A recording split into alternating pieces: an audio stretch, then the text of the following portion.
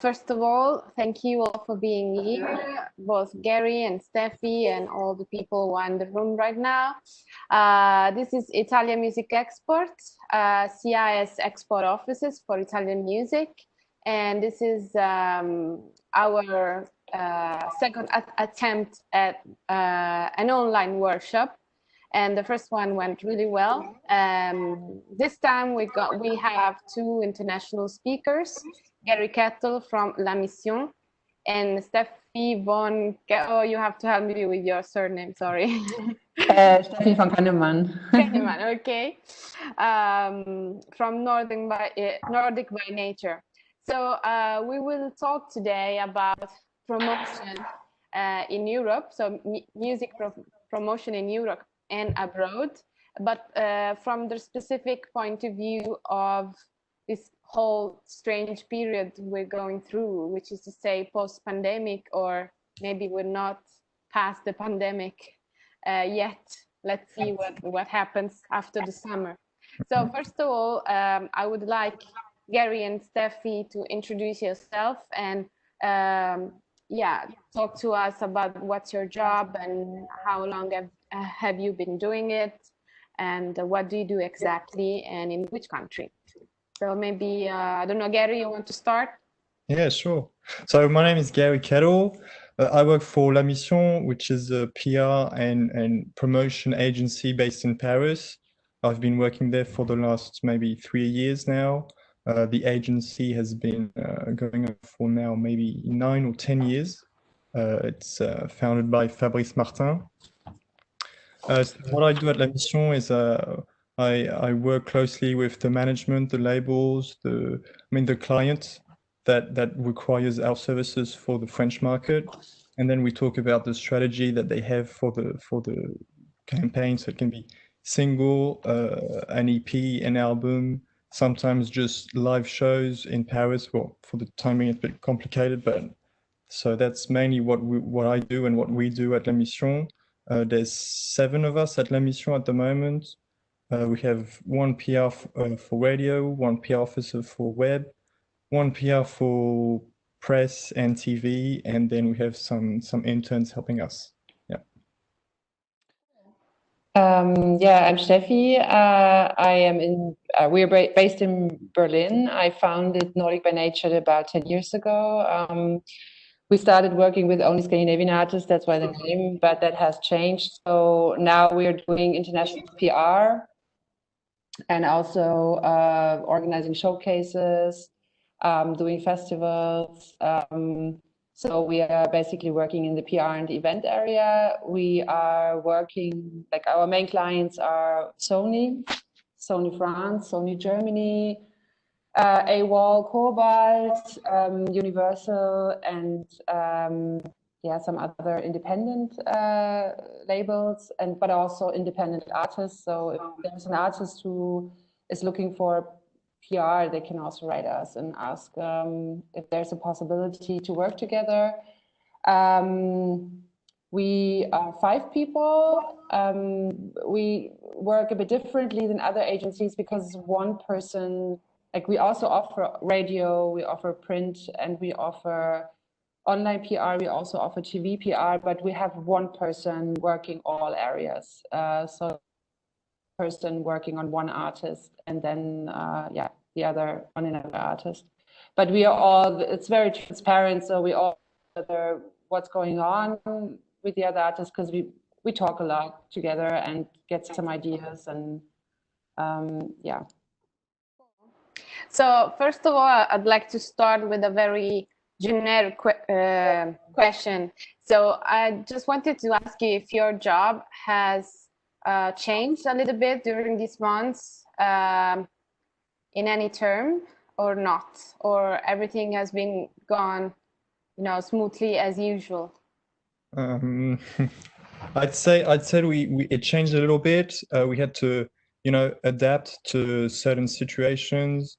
And kind of, it was just a time of adaptation at the beginning. Now it seems kind of going okay, I guess that would be the word. but it hasn't completely changed. Like we can see like there's certain trends going on, like maybe this situation kind of accelerated certain trends, and that was interesting to see that. So I'd say that, yeah. I have a question. What do you mean by trends? Well, like we can feel that some people can find, I mean, some clients, some managers, labels also find out that maybe live is not they shouldn't only hope on the live impact when working PR for at least in France for the French market. You know, we can see that they're okay to find other solutions and you know, maybe focus more on the digital aspect, even if it's not, I mean, the only a pillar of, I think, the strategy for music. But yeah. Yeah, for us, of course, when it started, it was weird. It was difficult. Like clients, were going, not like didn't take it back, like their deals or their campaign requests, but it was very slow because nobody really knew what's going on now. Like, is the world going to explode, or I mean, what's happening? You know. But then from April, I mean, Germany, it's probably a little bit different. Also, the situation from France or from Italy, it's heavy here. But I think from April, May on, it started to become normal again. Now we are in a situation where I kind of feel it's okay. It went back to normal. But of course, in the beginning, it was weird to understand that artists will have to release their music this year and won't be able to tour. Because when Corona started, there was still this belief that there's going to be a tour in fall, so they postponed albums or EPs or to the fall, which they were actually about to release in the summer. But now it's clear that this is probably not going to happen. So a lot of artists came back and said, okay, now we're still releasing, we're going to do it now. And I feel there's kind of like going back to normal now. So we just pretend the world is normal, just that we won't have a tour. Yeah. So my next question was actually about that. So the question we've been getting so much during these weeks and months, and I guess that's the same for you. It's is it wise to wait to release your music until everything is over, or maybe postpone it to 2021? Or is it better just to go with the flow and see what happens and release it now, even though you won't be able to tour or to, you know, present the album live? Well, I think it depends on what you're planning to release. I think if it's an album that you've been working on for 6 years, maybe you could wait another year. If you have planned a big festival, you know, festival tours around it, you know. But I think if it's an EP or if it's a first or second album in a normal time frame, I would say go for it, because people are streaming music right now. People are interested in everything that's happening on the web. Yes, there won't be a tour now, but there's going to be a tour next year. And you have time to,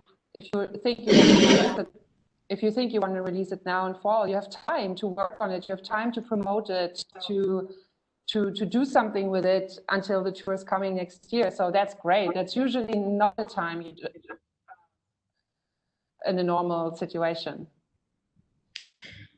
Yeah, and also like at least from our point of view, it feels like a lot of majors postpone their releases for like September, October, November. So I would say maybe at least do it before or after that, because it feels like it feels like it's going to be quite packed. Like September, October, it's going to feel like lots of releases that were postponed for that moment. So yeah, like just be careful what moment you want to release that, and yeah, absolutely. But yeah, completely. Don't be too cautious, and don't be that's it. Absolutely. That's where I was getting at. I mean, if everybody's gonna wait, and many artists and major labels already took this decision, this fall and next winter would be overpacked with releases, and I think that's inevitable.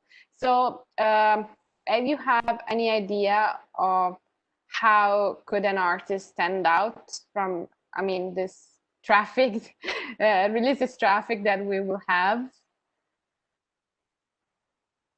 I know it depends, and you know, emerging artists are not directly in competition with big ones and with you know, major labels, but still, magazines and radios will have a lot of material. So, what do you think is the best thing to do strategically to stand out? I think, I mean, the best way is always to make a really, really good album. This still counts, you know, just make good music.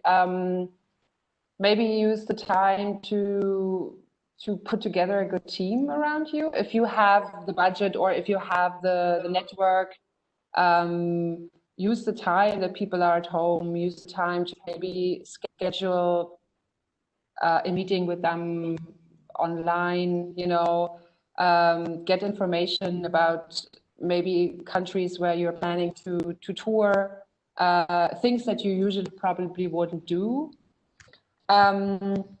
Then I would suggest put a lot of effort into your social media channel, come up with awesome ideas about how you can use this time, like everybody is on digital. There's a great example, for example, by a band that we work with called L'Impératrice. They're from France. They've just set up a digital world tour, which is only happening on Google, and they are looking in each country. They're looking for a support band, and it's geo-blocked, so you only have the chance to see them in your own country, which is really nice. So I think you should just find the advantages about that things are digitally right now, and come up with interesting ideas, initiate interviews with blogs, tell them that you are available, that you have ideas, that you want to talk about something that's interesting. Yeah, absolutely. I think it's, even if it's a bit, I'm not sad, but the fact that now it's we have to focus, or we had to focus a lot on the digital at the beginning of this this COVID situation. I mean, we had loads of, for example, Instagram live, Insta lives happening, and that was another way to. I mean, that was also because the medias were looking for new ways to you know, talk about the some artists they liked. So I think there was a real it really engaged people to think out of the box, and that kind of came naturally, and it gave great stuff. To take back example from L'Impératrice, I think it's, I mean, if the COVID situation wasn't happening, it would be like a bad idea. It would be weird. But the fact that there is, and they're doing that, is just like, yeah, I think it's great. The thing about the opening acts in the countries where they're performing is pretty cool. So yeah, I mean, it's, yeah, you've got to focus on, okay, what's happening right now? How can we, you know, find another way to promote stuff, and yeah, be a leader, and think out of the box. Yeah. I just wanted to add that we also, when this whole COVID started, we also thought about, so what are we going to do with our artists now? How can we present them besides pitching them to the blogs and to the magazines? Gary, you're blurry.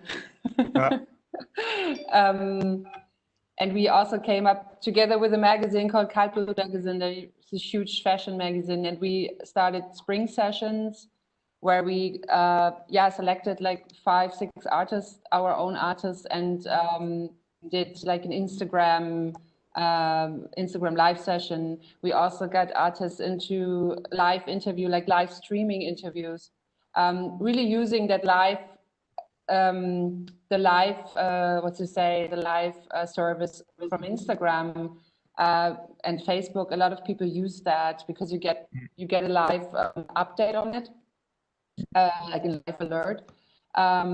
Really using these tools, and really understand that, of course, the situation we are in is not the future, but the future will be a mix out of what just happens, like a digital world, and plus the event world where we are together with our friends, drinking a beer, watching a live show. I think everything that's happening now, all the thoughts that we have, all the ideas that we come up, are going to be very useful in the future, because the world is becoming more digital, and we need to understand that we can use this as an opportunity, you know.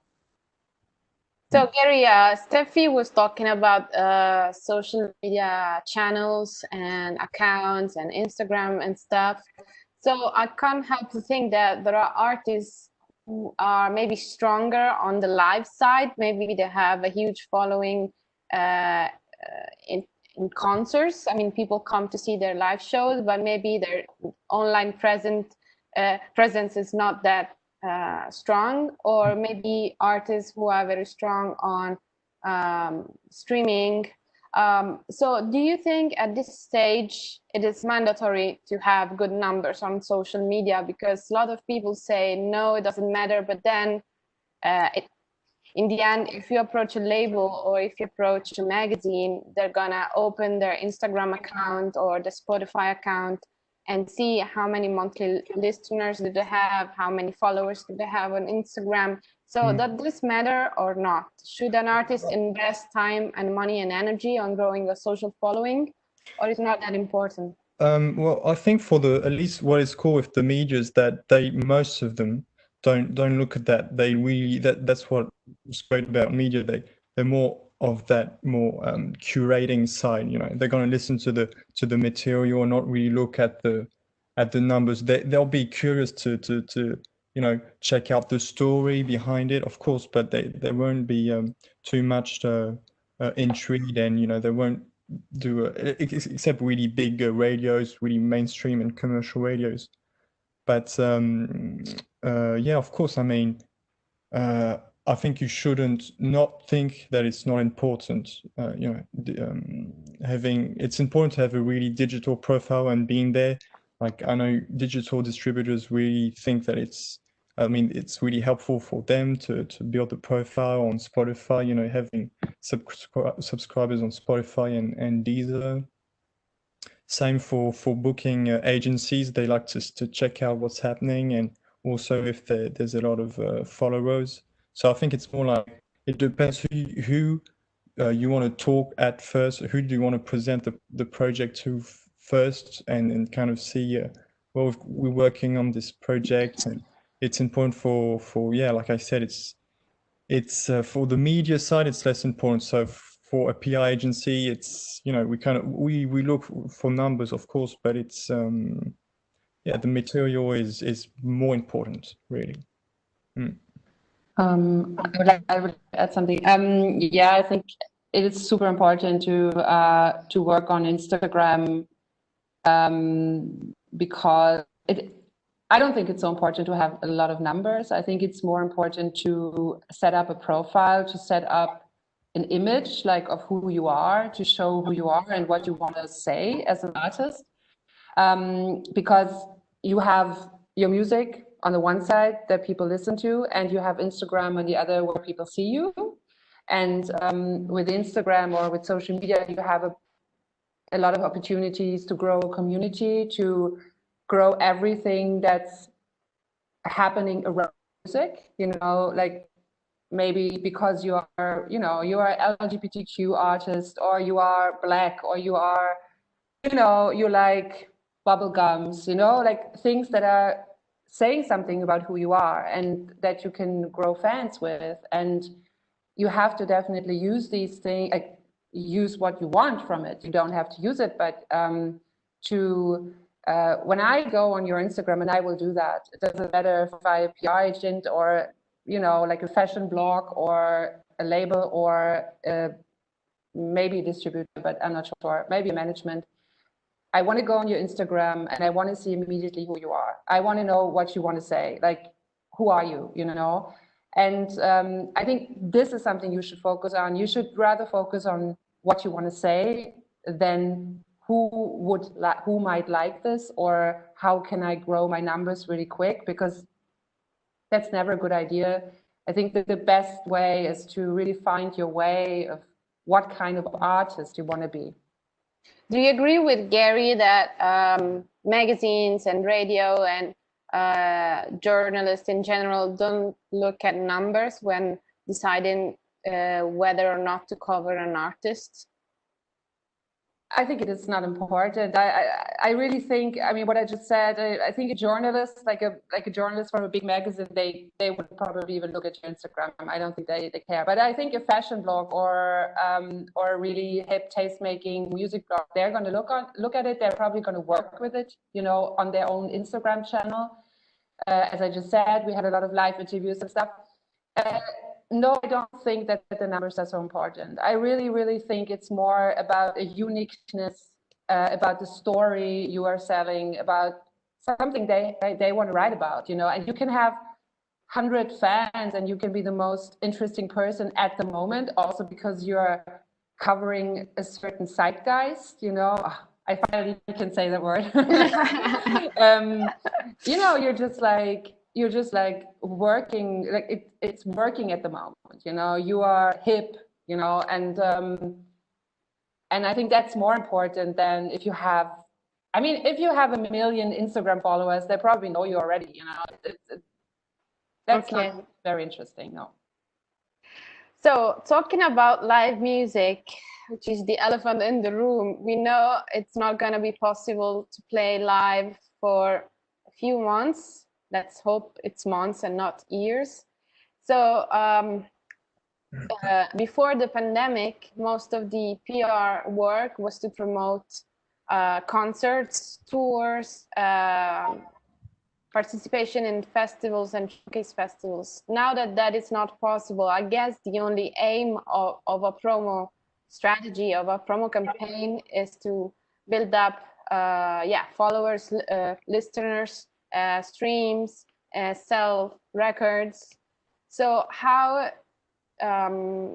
is your strategy changed? How has your strategy changed in that regard? So the focus is not live music anymore and selling tickets to live shows, but it's the music itself or the artist itself. So did this translate into different actions from your side, Gary?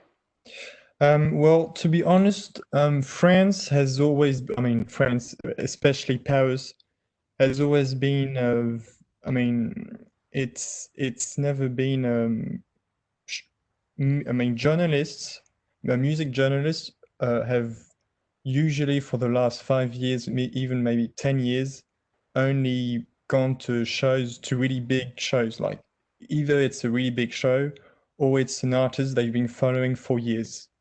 There's not that aspect of curiosity by journalists, at least French journalists, that they don't, you know, go to shows and be like, okay, I'm going to discover the artist like that by the live act. So for that, I'd say it's not been a big obstacle for us, actually, because it's always been kind of difficult to get, you know, journalists come to smaller acts or at least some projects that aren't really well known in France for the moment. So it's not that difficult. I mean, it's always been difficult. That's the thing I want to say. But it also, but there's also something which is negative, is that as there's no shows, we can't first of all do any promo days, you know, where they come meet with media, and also well, there's no show, so it means in terms of just like awareness, we can't really talk about them, saying like, okay, they're doing this kind of venue, so it's cool that they've got a certain, you know, so it's always been difficult. That's So it's not more difficult than before. You're just out there promoting the music and the artists, whether or not they have concerts. Yeah, the only difference is that they're not coming to do promo days in Paris. That's the only downfall to that, really. And after, of course, financially for them, it must be very difficult. But yeah. Steffi, what about Germany? Yeah, it's the same. Yeah, what I said. we have in Berlin, I think it's still possible to get journalists and bloggers and influencers and tastemakers to small shows, depending where they are. I mean, you have also really small artists playing at cool clubs, because there are a lot here still not. But yeah, you don't have that one. We can't do cheap promotion really right now because they're not recording. They have some live options, but yeah. Yeah, it's a different situation. But I mean, I would say 90% of the work that we've done before is the same, you know, so it hasn't changed so much really for us. We are basically doing the same work that we did before. Yeah, pitching online, pitching print, pitching radio. So all these things are working, and they're actually working. Online and radio are working better during Corona than before. So that's good news, actually. Cool. So regarding different promo channels, let's say, yeah, web magazines or traditional paper magazines or radio, do you think there's a specific channel that in this period it's living its best life and it's worth, you know, insisting on and investing on? Or is it exactly the same as before? Or is it maybe, you know, more wiser to invest in radio promotion because maybe people are listening to music a little bit, or I don't know. I think you should, I mean, it definitely is getting clearer now that online and radio is the future. Streaming, of course, future. There's a lot of print magazines that have died during Corona here, but I mean, it wasn't just because of Corona, but it was like a double finish. I mean, it was clear that they're gonna, you know. So yeah, I mean, the online magazines and the blogs, they have gained definitely, and radio also. I mean, it's everything what people do inside works. Everything that people do outside doesn't. So. For us in France, I'd say public radios really had a big, not a success, but they're the ones that stayed the most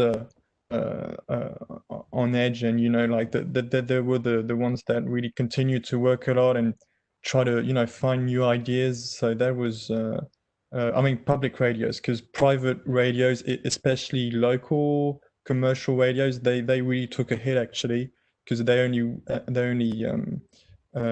I mean, there's such a small structure, but still it's a professional one, and that the fact that they couldn't really move around, some completely stopped for a few weeks. So yeah, and web radios, and of course, yeah, DSPs were also you know, it's very it was very like having playlists and building their profile on streaming services were a big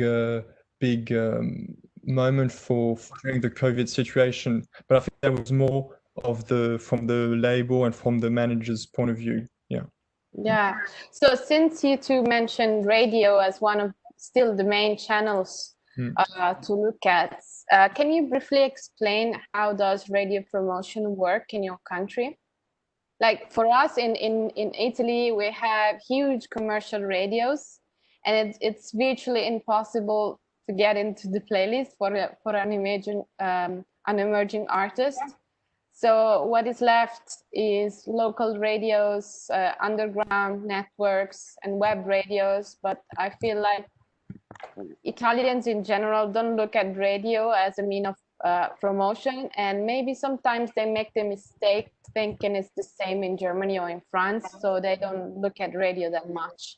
But I guess it's not the case. So can you briefly explain how it works in your country? I know, for example, in Germany, that since you have different, let's say, regions, you also have different kind of networks, so it's not centralized, right? It's absolutely localized. You have around over 400 radio stations in Germany. You have mainstream, which plays basically charts music. We don't have artists. Like sometimes we have certain singles that we get into one editor's list or so. We also had artists that were on rotations, but that's usually not the case. Then we have indie radio, we have dance radio. They are also really big in Germany. We have local big radios, like in Berlin, for example, Flux FM, Fritz. And we have campus radios, like the university radios. There's also a huge radio scene. And yeah, you have to, like, we have a national plugging system where we plug the song, the single, but then we also pitch to the radio, to the editors individually, to get songs introduced, to get the awareness in general, to get the story to the editors, making an album introduction, album review. Yeah, it's a very, very complex system, and it's very, very difficult to do radio promotion when you don't have a radio, because it's a very complex system. But and it's radio is very big. People are listening to radio here. It's like crazy. Okay. What about France, Gary?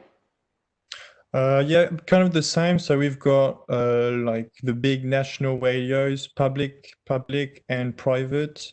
There's the more commercial radios, like I don't know, Virgin, Fun Radio, that are music oriented. There's like a few national radios that play commercial. Some are like more curating, so there's a lot of room for new music and new airplay.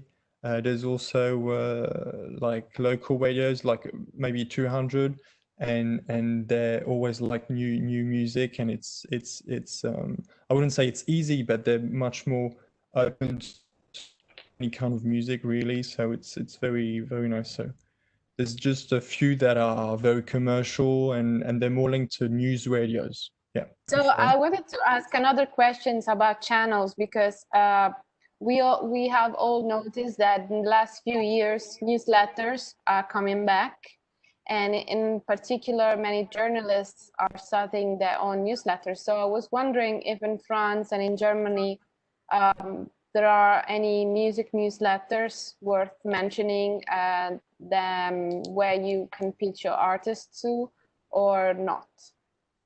Not so big here. We have there's some magazines who have newsletters. They usually, if they feature music, they usually feature the bands or artists that they have featured already on the blog. I'm not aware that this is a big thing in Germany, but I hope this is going to be better, because it's a really cool thing. For France, we don't really have that. It's more like Facebook. Like some journalists have more impact on their personal Twitter or Facebook than the actual media they work with, actually. So it's more, I'd say it's more that angle. Yeah. Okay. So we have a question from Giacomo, and he asks, could you please come back to the initial part of when you talked about what is the best time to release material? Why do you think there's so much difference between emerging artists and older ones, more established ones? That sounds like two questions in one, but yeah. Well, I think, like I said, releasing the material, it depends on the project and how ready it is. There's no need to rush. And like, yeah, I think September, October, November will not be a good period to release, actually. So. yeah, at least for the majors, it feels like all the majors postponed at that moment. Yeah. Well, I think it makes a difference, like, because I said that before. I think it makes a difference if you have on something for, yeah, like 8 years. You know, there are artists who are releasing every 7 years an album, you know, and there's a huge machine around it. Like there's like 100 people involved, you know, and every one of these 100 people wants to earn their piece of the cake. And just imagining that this artist probably won't tour, it's like 30 people won't earn their yearly wage, you know? It's like, it's just a dimension problem. That's what I meant. So if you are, and you were planning to release an EP or an album, and you planned a tour with like three gigs in Germany, let's call it like that, it's not such a big sacrifice, you know, like, that's what I mean. I think if it's your first album, I think you should still release it for your second. It's like, you know. So what you are saying, Steffi, if I understood it right, it depends on how many people should earn money from tour. If you have a lot of people relying on that or not, or if is this a you know, an advisable thing to do, like thinking about money first? No, of course not. But if you're a big artist, people will make the decision for you. It's not that you're going to do it as the artist. No, you shouldn't think about the money first. But if you are an artist that earns 100 million euros per year, you probably have people who think about this for you. It's a dimension problem, you know, like it's if you can make your own decision, and you can only make your own decision as an artist when you are small or when you're in the beginning, when you are not so set up, usually then you should do it how you feel. But like, for example, Gary says it's not a good time to release in the fall.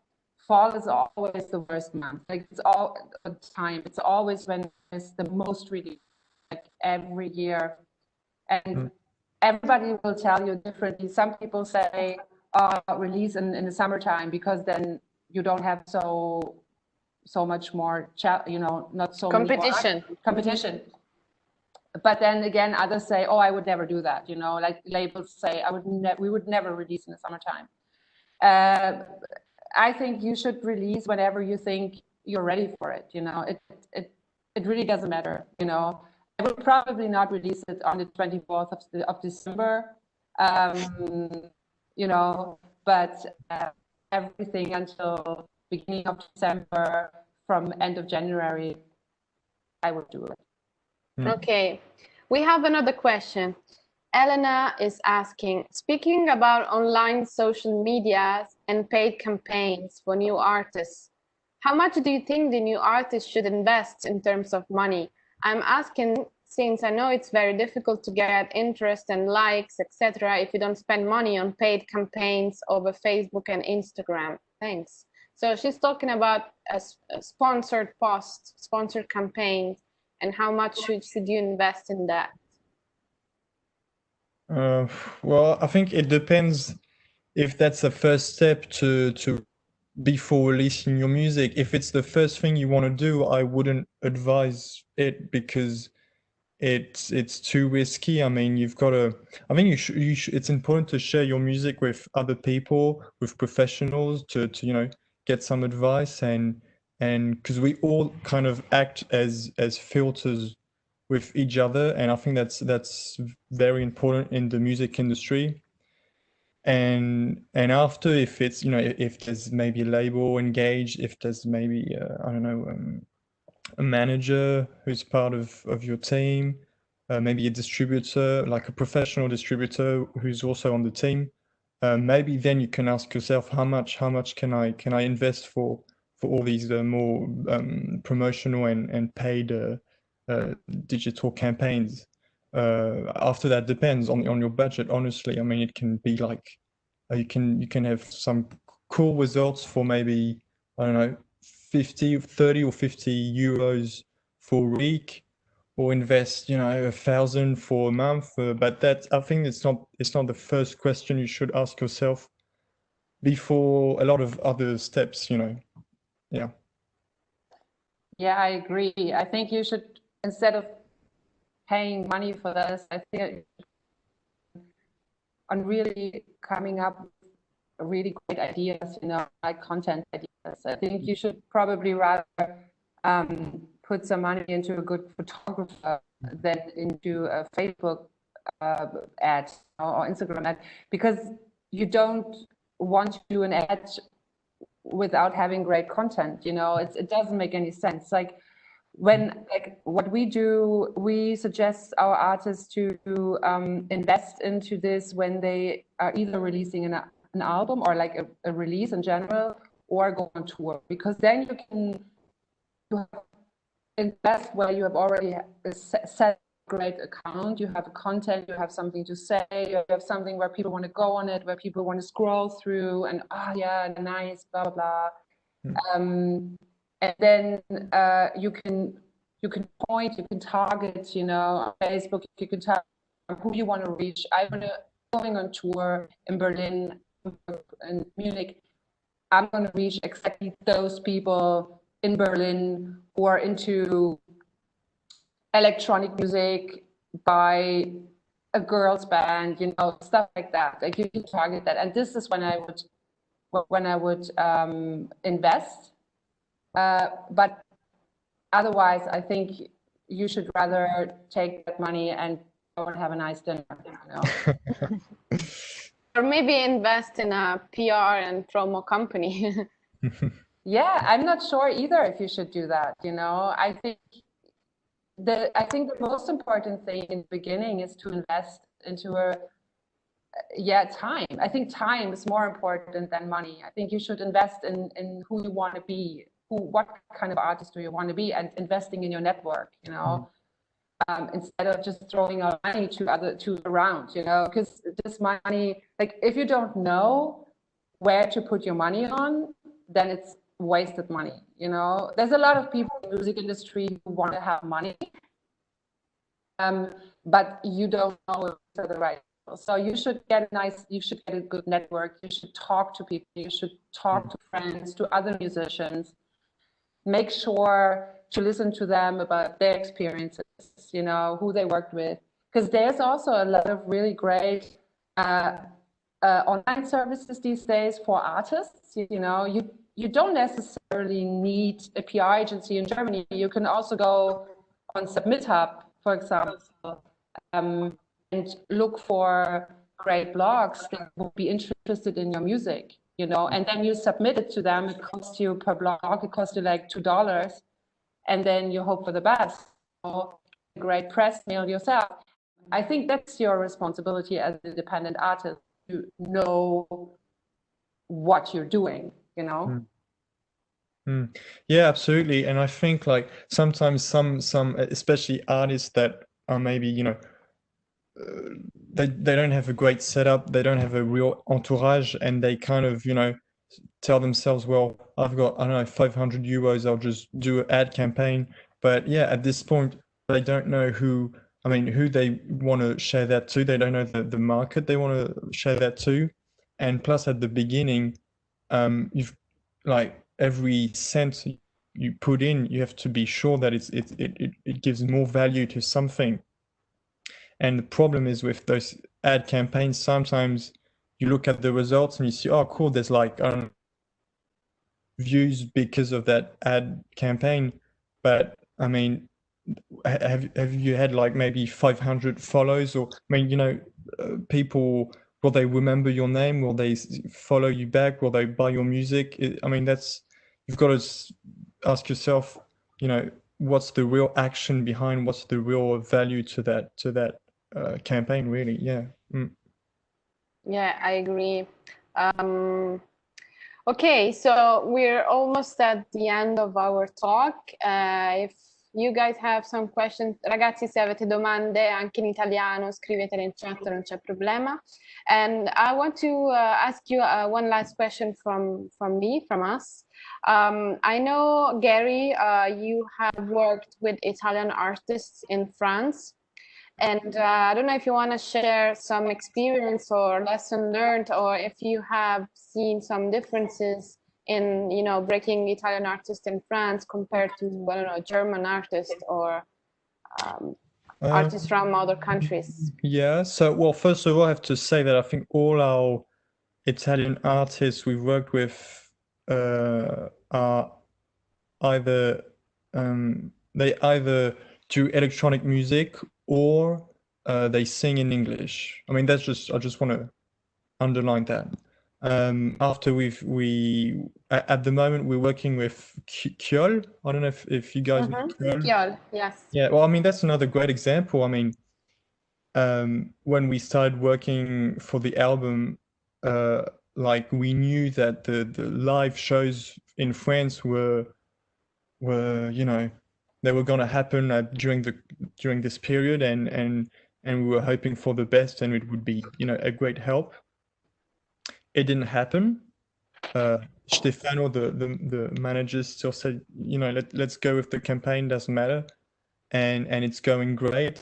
And I think it's another great example of how Kettle has such a big live presence, but like there's no shows, but it's still going great. And like this week, I think like 2 days ago, we got confirmed that he's going to be playing at Mama Festival, which is like a showcase festival in Paris in October. So I mean, that's another great news, and it's, you know, it's like things like that happen, and it's cool. So well, we've also worked with Kazu, who's, well, no, she's not Italian. She's American Japanese, but I think she lives in Italy. And I mean, with her, she's part of the group Blonde Redhead, and yeah, we've had great stuff with her. She did Arte concert. I don't know if you guys know Arte concert in Italy. It's pretty big in France and in Germany also. So yeah, I mean, yeah, we've had great experiences with Italian artists, but again, it's either electronic music or they sing in English. Yeah, I don't think we've worked with the Italian singing artist. Yeah. Well, there are some Italian artists who sing in Italian who are doing great in France. I'm thinking about Andrea Laszlo De Simone. He's doing really good, and he was supposed to play big venues in Paris, but then everything was blocked for the lockdown. So we have another question from Carlo, and he says, as an Italian artist, when is it the right time to contact a foreign PR agency like yours? Steffi, you wanna answer this question? As early as possible. Yeah, like 3 months. 3 months before your first single, 6 months before you have your album released. That's a wishful time. Yeah, it's as early as possible, but the reality is completely different. We sometimes get even requests on the day of the release. We had that already, but yeah, 6 months before your album is coming out, or 1 year. It also depends on how many singles you're planning to release and stuff. Okay, Steffi, one last question. I don't know if you work with Italian artists, but in general, is there any example of PR strategy and promotional campaign that you carried on the last few months that you think has gone really well? And if so, why? What was the key to the success?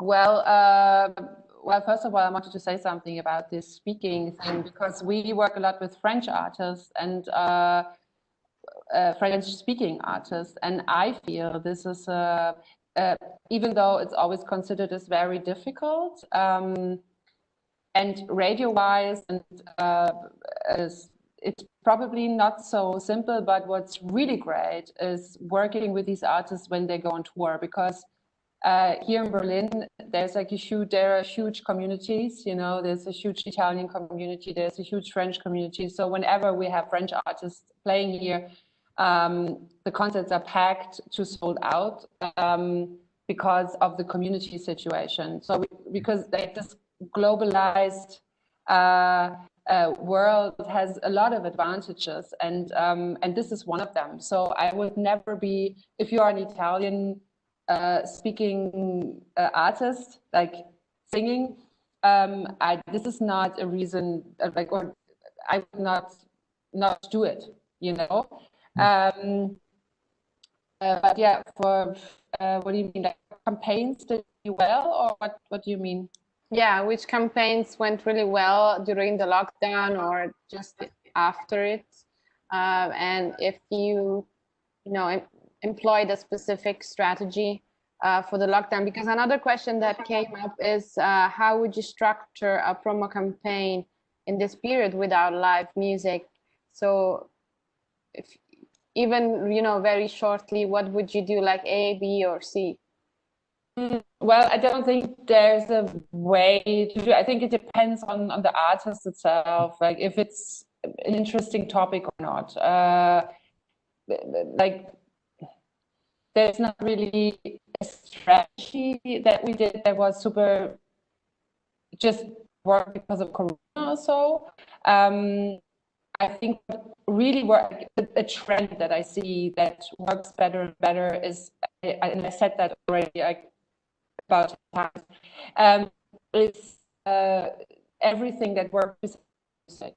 So the future of pop music, the future of independent pop music is community based and is based on who you are, who you present, who you speak to, the people that surround you, the ideas that are in your head, and they can be as edgy as possible. So the future is diversity, and we should definitely celebrate that diversity that we have. Be really important. And I think if you can celebrate that, if you make really good music, because that is still the fundamental issue, then I think you will be covered by blogs, you will be covered by journalists. Yeah.